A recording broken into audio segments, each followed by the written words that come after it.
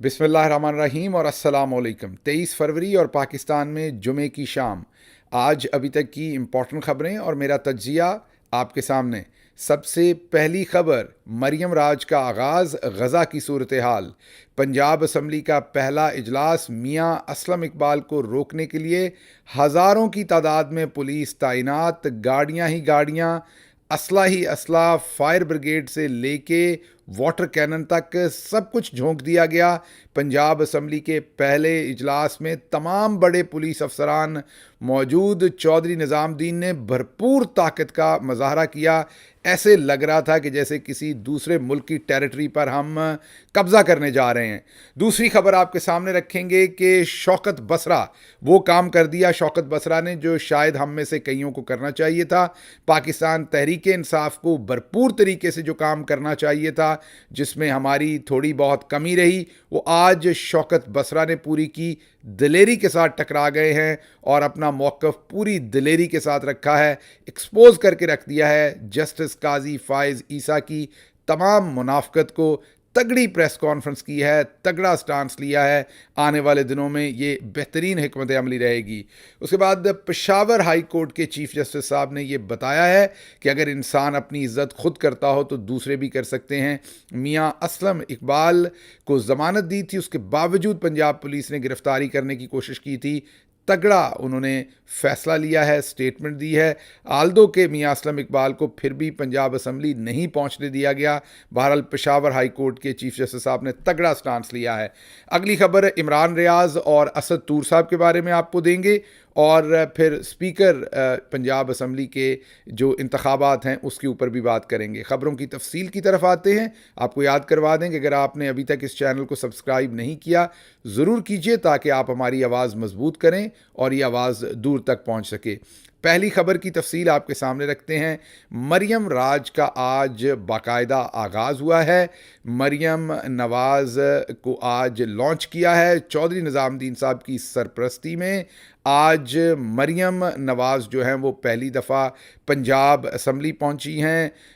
लोग जीती हुई नशस्त के साथ पहुंचते हैं। मरियम नवाज़ जाली फॉर्म 47 के साथ एक हारी हुई नशस्त कौमी असम्बली से भी और सूबाई असम्बली से भी हारी हुई नशस्त के साथ, जिस ऐवान में टोटल आई थिंक 40 या 42 सीटें फॉर्म 45 के तहत नून लीग सिर्फ जीत सकी है पंजाब असम्बली में, उस असम्बली में आज मरियम नवाज़ पहुंची है, जहां हुकूमत बनाने के लिए सादा अक्सरियत 186 187 उम्मीदवारान की होती है। 42 नशस्तें जीतने वाली मरियम नवाज़ वहां पर जब दाखिल हुई तो पंजाब असम्बली का माहौल ऐसे था जैसे गज़ा की सूरत हाल वहाँ बना दी गई।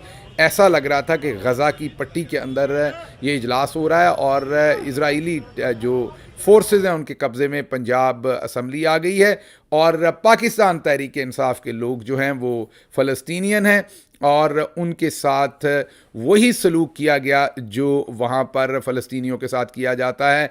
हर तरह से हर तरफ पुलिस ही पुलिस, असला ही असला, और मकसद एक था कि किसी तरीके से मियाँ असलम इकबाल की एंट्री को रोकना है। पहले आते हैं मरियम नवाज़ साहबा की एंट्री के ऊपर। मरियम नवाज़ साहबा जो हैं वो खुफिया दरवाज़े से, जी हाँ, ये मैंने सीनियर तरीन, क्योंकि मैं पंजाब के अंदर ख़ुद रहा हूँ, काम किया है, पंजाब असम्बली के रिपोर्टर्स को भी जानता हूँ, पंजाब गवर्नमेंट को जो कवर करते हैं उनको भी जानता हूँ। असम्बली की सूरत हाल को कवर करने वाले जो सीनियर तरीन 2-3 रिपोर्टर्स हैं उनके साथ, उनमें से एक दो के साथ मेरी बात हुई। पूरा अहवाल उन्होंने आंखों देखा आज बताया पंजाब असम्बली का। उन्होंने बताया कि मरियम नवाज़ उस दरवाजे दाखिल नहीं हुई जिस दरवाजे से शहबाज शरीफ जब वज़ीर आला थे वो होते थे, या उस्मान बुज़दार, या चौधरी परवेज़ अलाई, बल्कि या इवन हमज़ा शहबाज भी वज़ीर आला रहे। मरियम नवाज़ को एक खुफिया दरवाज़ा जो हमेशा बंद रहता है उस दरवाजे से इंटर किया गया, जहाँ पर किसी MPA, किसी स्टाफ, किसी ऑफिसर, किसी सहाफ़ी को जाने की इजाज़त नहीं थी। सिर्फ मरियम थी और उनके गार्ड से उनको वहाँ से लाया गया, हुकूमती चैम्बर में लाया गया और वहाँ से वो असम्बली में आई।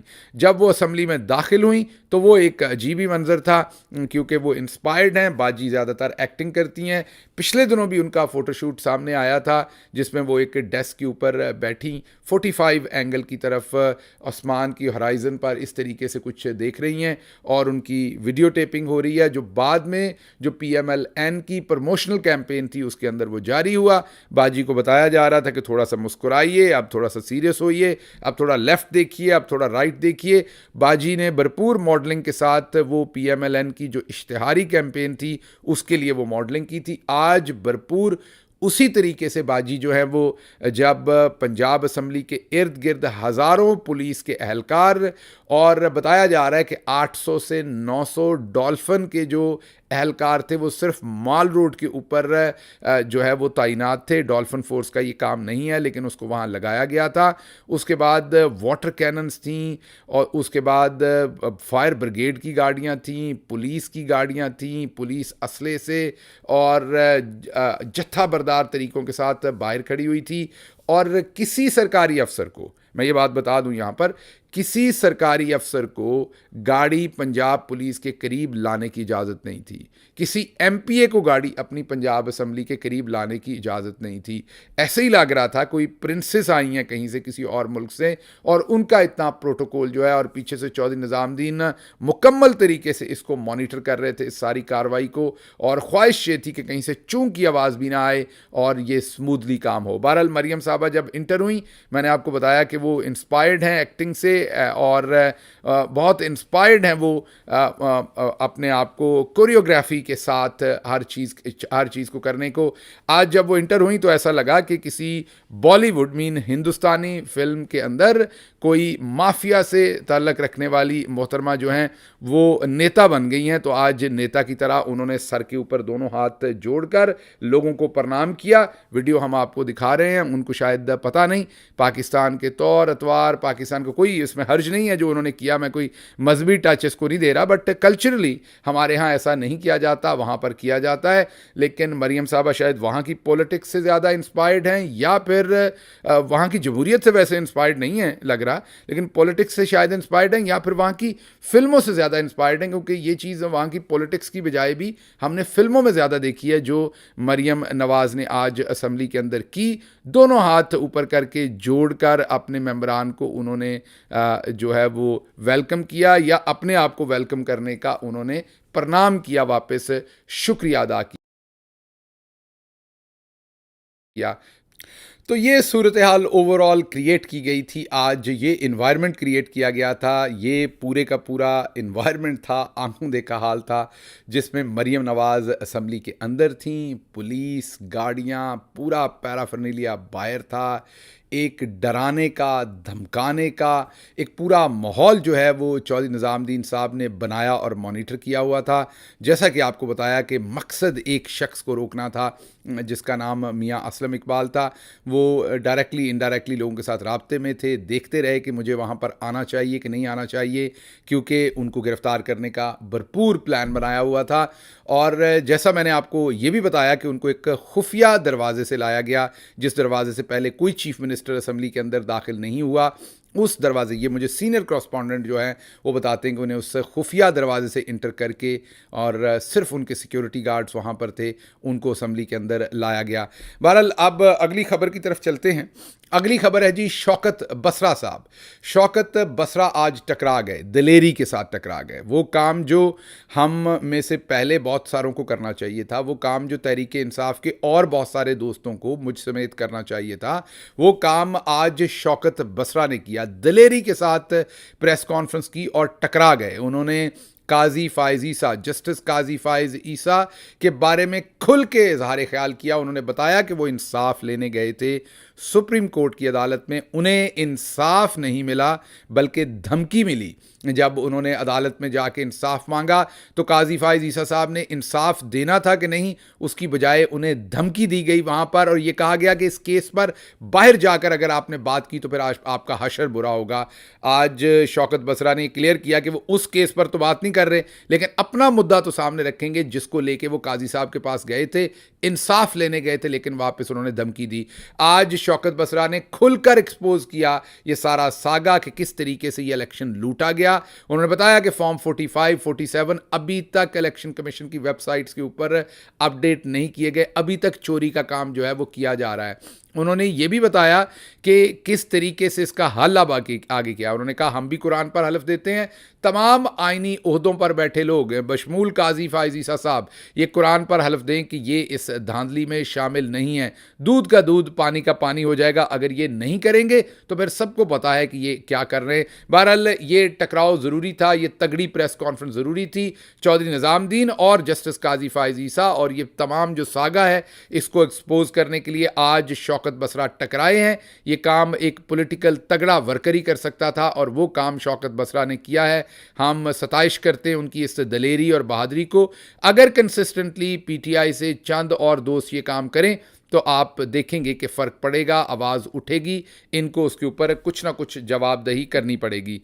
अच्छा जी, अगली खबर की तरफ हम मूव करते हैं। वो खबर है पेशावर हाई कोर्ट से।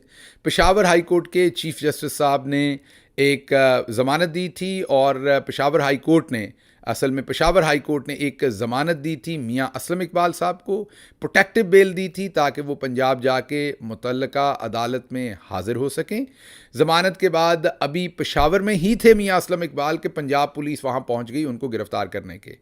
आज पेशावर हाई कोर्ट ने दबंग एक कदम लिया है, इक़दाम किया है। उन्होंने IGKPK को ये हदायत जारी की हैं कि पंजाब पुलिस के लोग जो यहाँ उनको गिरफ़्तार करने आए थे उनके खिलाफ FIR दें, क्योंकि वाज़े जो अहकामात अदालत के होने के बावजूद उनको गिरफ़्तार करने की ये जो हरकत की गई है इसके ऊपर अदालत इसको किसी सूरत टॉलरेट नहीं करेगी। तगड़ा फ़ैसला है और काजी साहब के लिए इसमें लाइट है जो कि वो नहीं लेंगे। हमें पता है कि जब जज अपनी इज़्ज़त खुद करता हो और अपनी अदालत की इज़्ज़त करवाना चाहता हो तो फिर करवाई जा सकती है। ये है वो काम जो अदलिया को करना चाहिए था। तगड़ा स्टांस लिया है उन्होंने और अब आप देखेंगे कि इसके ऊपर अमल होता हुआ भी नज़र आएगा। पंजाब के अंदर गो कि आज मियां असलम इकबाल को रोक दिया गया, जैसा मैंने आपको बताया। उनके लिए मुकम्मल पुलिस लगाई गई थी, मुकम्मल पूरे का पूरा सिस्टम सेट किया गया था कि किसी सूरत भी मियां असलम इकबाल जो हैं वो पंजाब असम्बली में ना पहुंच सके। इसके बावजूद कि उनके पूरे ज़मानत थी। ज़ाहिर है कि जो पेशावर हाई कोर्ट है वो तो तभी एक्शन ले सकती है अगर उनको गिरफ़्तार किया जाता है या कोई और काम किया जाता है वहाँ पर। अच्छा जी, अगली खबर, इमरान रियाज साहब को आज अदालत में पेश किया गया है। एंटी करप्शन का कोई मुकदमा उनके ऊपर झूठा बनाया गया जिसमें उनको पेश किया गया है। मैंने आपको पहले भी बता दिया था ट्वीट करके भी कि इमरान रियाज साहब को 2 से 3 दिन में, 4 दिन में इंशाल्लाह रिहा कर दिया जाएगा। उसकी वजह कि उस मुकदमे में है कुछ नहीं और इमरान रियाज जो है उनको आज जुडिशल किया गया, उनका जिस्मानी रिमांड मांगा गया था, जुडिशल कर दिया गया है। और उसके साथ साथ मैंने आपको ये भी बताया था कि असद तूर साहब जो है उनको भी बुला के सारा दिन आज FIE में बैठाए रखा गया, सारा दिन। और मैंने ट्वीट में आपको बताया था कि इमरान रियाज, असद तूर और बहुत सारे लोगों को इन दिनों में पकड़ा जाएगा, छोड़ा जाएगा। असल मकसद क्या है सारी बात से? और फिर जो एक फ़ैसला सुप्रीम कोर्ट ने दिया उसके ऊपर एक सारी डिबेट शुरू हो गई मजहबी। इस सारे मामले का मकसद है बयानिया शिफ्ट करना। बयानिया इस टाइम है जो इस टाइम माइक्रोस्कोप के अंदर आवाम देख रही है, जिन चीज़ों को फॉर्म 45, 47 धांधली जो इस टाइम पूरे कैनवस के ऊपर लोगों का पूरा इंटरेस्ट धांधली से बनाई जाने वाली हुकूमत पर है और बहुत ही क्रिटिकल फेज़ है इस टाइम, क्योंकि हल्फ बर्दारियाँ होनी है, इलेक्शन होने हैं, वज़ीर आला वज़ीर आज़म मुंतखब होने हैं। एन इस टाइम के ऊपर चौधरी निज़ामुद्दीन की अब ज़रूरत है कि ये तमाम बयानियाँ शिफ्ट हो, मतलब कि तमाम जो फोकस है मीडिया का वो शिफ्ट हो जाए, धांधली पर बात ना हो बल्कि बात हो कि इस सहाफ़ी को गिरफ़्तार कर लिया, मजहबी मामलात की सेंसिटिविटी पे फ़ैसला आ गया, कोई और आ गया। तो ये कोई नई बात नहीं है, ये चौधरी निज़ामुद्दीन हमेशा से करते आए हैं, दोबारा कर रहे हैं, प्ले कर रहे हैं आपकी साइकी के साथ। इसलिए आपकी तवज्जो धांधली पर रहनी है, कोई और नैरेटिव इस टाइम इंपॉर्टेंट नहीं है। इंशाल्लाह ये जो कुछ भी करेंगे उन प्लेटफॉर्म्स के ऊपर, वहाँ पर लोग वहाँ भी अपना मुकाबला करेंगे, जिसको गलत पकड़ेंगे वो इंशाल्लाह अदालतों में जाएगा, छूट के आएगा। लेकिन जो हमारा बयानिया है वो धांधली पे रहना चाहिए। जो आज मरियम राज का आगाज़ किया गया है उसको हमें डिस्कस करना है, धांधली को डिस्कस करना है, किस तरीके से मैंडेट लूटा गया है उसको डिस्कस करना है। इसकी और एक तरीका ये भी किया गया कि जो इमरान खान साहब ने IMF को खत लिखा है उसको भी आज कंट्रोवर्शियल करने की कोशिश की गई है। देखें जी इमरान खान ने क्या कर दिया है, वो भी हरकत की गई है, वो भी मकसद एक ही है, उस सारी चीज़ को भी गदला करके बयानिया शिफ्ट करने की ज़रूरत है। वरना इमरान खान ने ऐसा क्या किया है जो माजी में इन्होंने नहीं किया? क्या बिलावल जरदारी IMF को ये बातें नहीं कहते रहे माजी में? क्या नून लीग IMF को ये बातें नहीं कहती रही माजी में कि जी ये हुकूमत जो है ये ठीक काम नहीं कर रही, आप इनको कर्ज ना दें? इमरान खान ने तो सिर्फ इतना कहा है कि इलेक्शन लूटा गया है, मुल्क के अंदर धांधली हुई है। IMF का अपना चार्टर है कि डेमोक्रेटिक कंट्रीज़ को वो लैंडिंग करते हैं, अगर अवाम के ख़िलाफ़ कोई काम हो रहा है तो वहाँ नहीं करते।